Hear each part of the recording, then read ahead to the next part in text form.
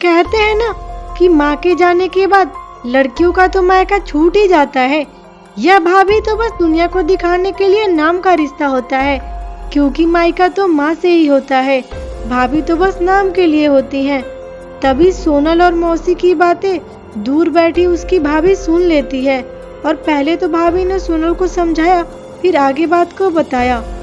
तो आइए ये कहानी देखते हैं कि मायका केवल माँ से ही नहीं बल्कि भाभी से भी होता है।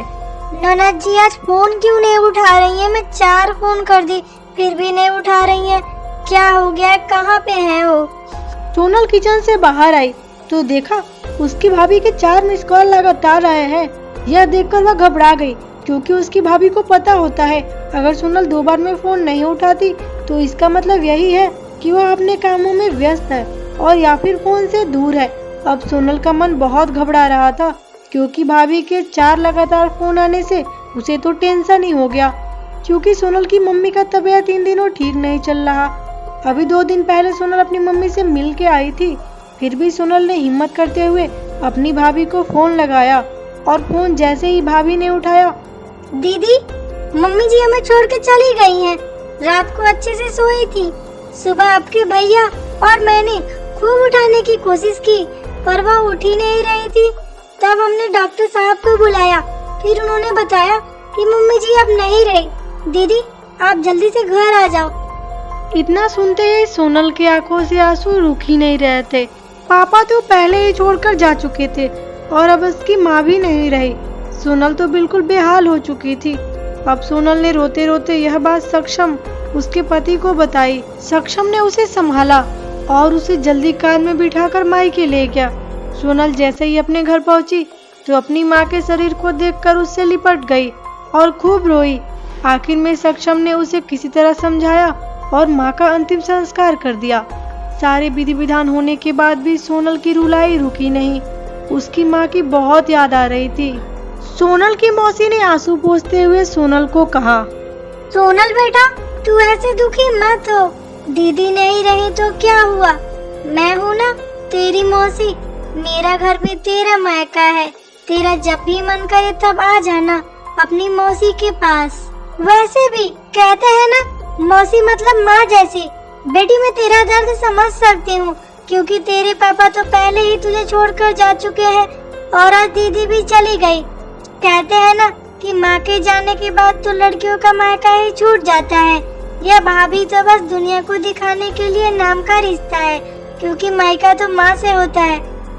सोनल भी मन ही मन सोचने लगी कि शायद मौसी ठीक ही तो कह रही हैं, और वह मौसी से लिपटकर जोर जोर से रोने लगी और कहने लगी, क्या मौसी अब तो मेरा भी मायका नहीं रहा। तभी सोनल की भाभी दूर बैठी दोनों की बातें सुन रही थी। पहले तो भाभी ने सोनल को चुप कराया और फिर उसे दिलासा दी। मौसी जी आपने ऐसे कैसे कह दिया कि मायका केवल माँ से होता है। मैं मानती हूँ कि माँ का स्थान कोई नहीं ले सकता, लेकिन अभी दीदी के भैया भाभी जिंदा है और जब तक हम हैं दीदी का मायका हमेशा बना रहेगा। मैं पूरी कोशिश करूँगी दीदी को मम्मी जी की तरह प्यार और सम्मान देने की, और दीदी जब चाहे यहाँ आ सकती हैं। यह घर कल भी उनका था, आज भी उनका है और हमेशा उनका ही रहेगा। आप ऐसे सोच भी कैसे ली मौसी जी? मैं भी एक बेटी हूँ और मेरा भी मायका है, और मैं अच्छे से जानती हूँ कि हम बेटियों के लिए मायका कितना महत्वपूर्ण है। मौसी जी आप दीदी को अपने घर जरूर बुलाइए, पर उन्हें अपने भैया भाभी के प्यार से मत दूर कीजिए।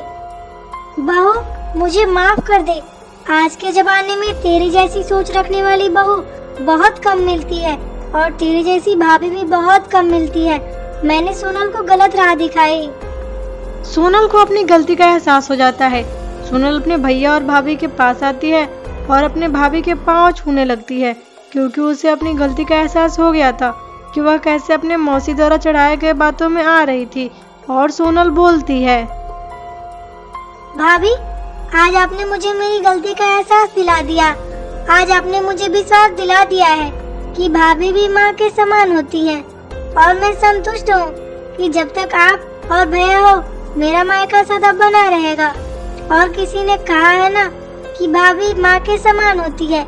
आज आपने मुझे इस बात का विश्वास दिला दिया और मैं बहुत खुश हूँ मैं भगवान से ये भी दुआ करती हूँ कि मेरी जैसी भाभी सब लड़कियों को मिले, ताकि किसी को भी ये दुख महसूस न हो कि उसकी माँ अब नहीं है।